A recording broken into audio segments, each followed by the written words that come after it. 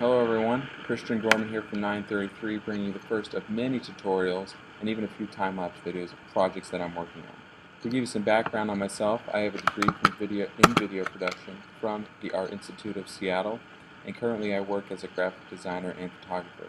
For the most part, I'm self-taught, meaning a majority of my knowledge base was gained through books like this one here by Scott Kelby, great guy, the master at Photoshop when it comes to photography.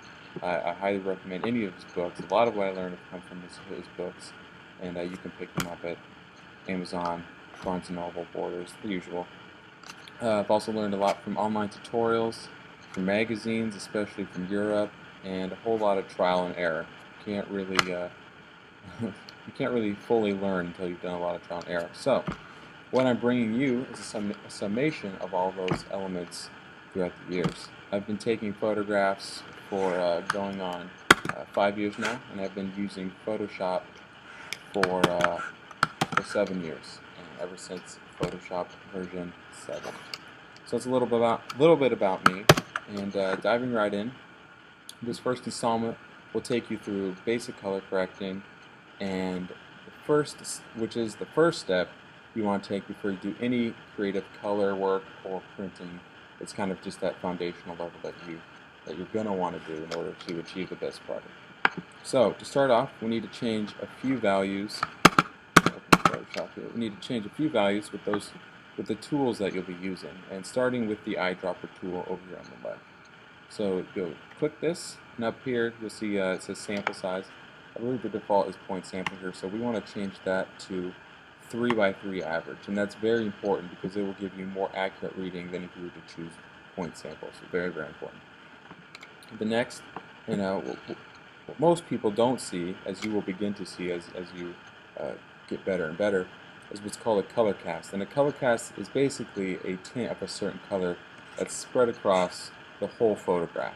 And depending on the camera, it's usually red or blue, and it just differs depending on lighting conditions or how your camera was set up to compensate for it. And the reason most people don't see it is because the brain kind of naturally compensates for different types of light that the camera simply cannot, because it's just not, technology is just not there, or it's super expensive. So we're going to use what's called curves to help get rid of the cast and give you a more accurate portrayal of what you saw with your eye. And at the foundational level, that's what Photoshop is for, to bring the photo back to how you originally perceived the scene. And so curves, in my opinion, will give you the most accurate results for this exercise. So don't be freaked out by the dialog box, because this technique requires no previous knowledge. It's super easy, so don't get freaked out. So we're going to go up to image here, adjustments, and curves. And what we're going to do now is set up your eyedroppers here to give you the best chance that you have to balance in your color. So, got this open. We're going to double click on the shadows eyedropper here, and over here in your RGB values, red, green, blue values, we're going to set each of these to 10. So once you've done that, click OK. Next, we're going to go over here to the highlights eyedropper and double click this, and we're going to set those to 245. Again, red, green, blue, RGB. Click OK. And finally, your midtones eyedropper here in the middle. So we're going to set those to 133. Looks like I already got them set. So let's type in 133, red, green, blue.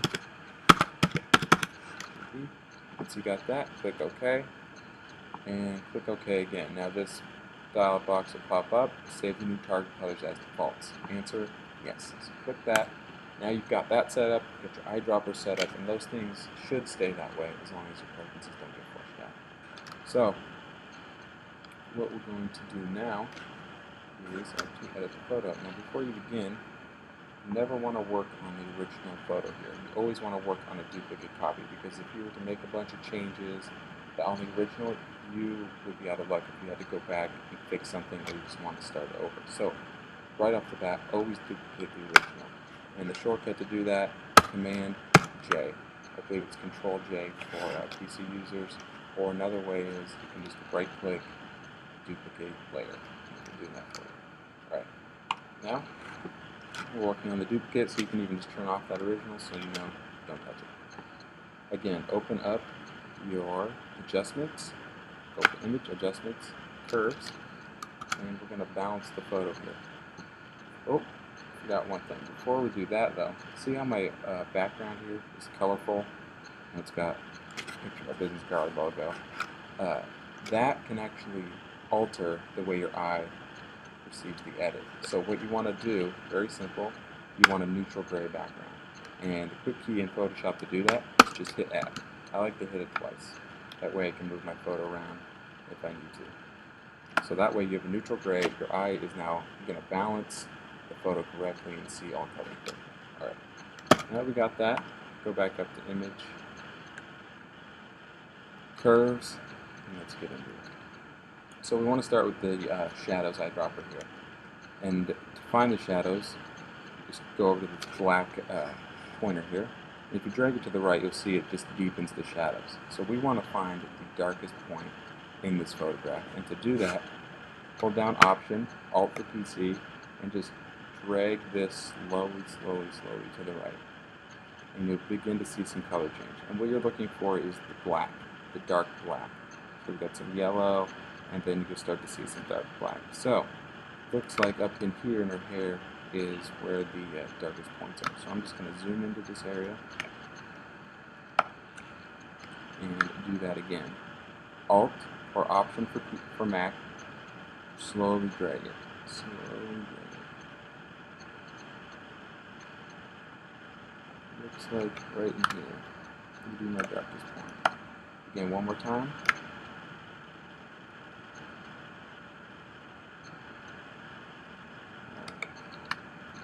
Looks like right in this general area is the darkest. So we're zoomed in, we found the darkest point. Again, it's not going to be perfect, but you're going to get this 3x3 average up here. So we're just going to click the Shadows eyedropper, and in the area that you deem to be the darkest, you're just going to click. And you'll see the change. I'm just undoing it. Pretty good change. So to zoom out in one easy step, you can Command or Control 0, and it will just default back to that. And another way, you can Command or Control Subtract or Add as well. So we've got that. Nice subtle change. Now we're going to do highlights. Same trick.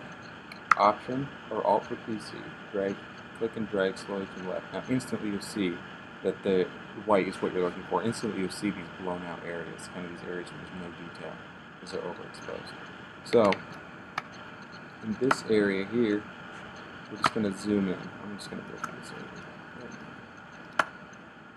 Now because this area is where it is the widest point, technically it's where you're supposed to click.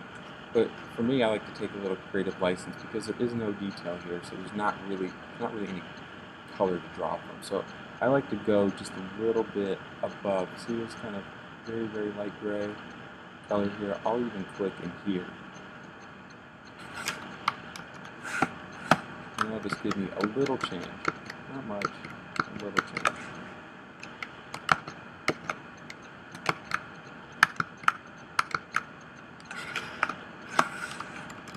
And you can try another spot that I don't like it.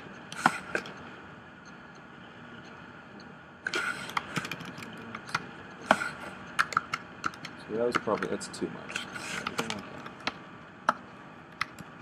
Zoom in a little more.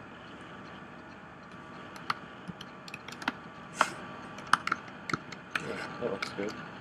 So you got your highlights, you got your shadows. Next is the midtones. Now midtones is a little tricky because technically you're just supposed to take it and say, okay, where's the midpoint? Where's the mid-grade point that we're looking for in this photograph? Sometimes there is a point, and sometimes there is, but if you're just starting out, you may not know where that's at. And even for me now, I sometimes don't even know where it's at. So in my next tutorial, I will show you a trick, a really simple trick, on how to find that. So it leaves all the guesswork out of it. So for this photo, I'm going to click on the gray. It looks like somewhere down in here is probably my midtone. So I'm just going to click, and there you go. Pretty simple. Done. Balanced photo. Now you can preview it. See the difference? Pretty subtle, but it's there. And when you're going back and forth, you can even see the color cast. Turned off in the original photo, you see a little bit of red. Turn it on, it's nice and clear. Totally gets rid of that color cast. Red, clear, red, clear. So that's what we're talking about with color cast. We're getting rid of that color cast, and that's very important. So once you've got that, you've set your shadows, you've set your highlights, and you've set your midtones. All you gotta do, click OK, and save. And that's basic editing right there, basic color correcting editing. And that's what you want to start off with. That's what you want to do foundationally before you do any of that creative color adjusting or your printing. It just balances the photo. And it's pretty simple, straightforward, and yeah, basic color correcting. Thanks for watching. Check out 933.com, and I will see you next time.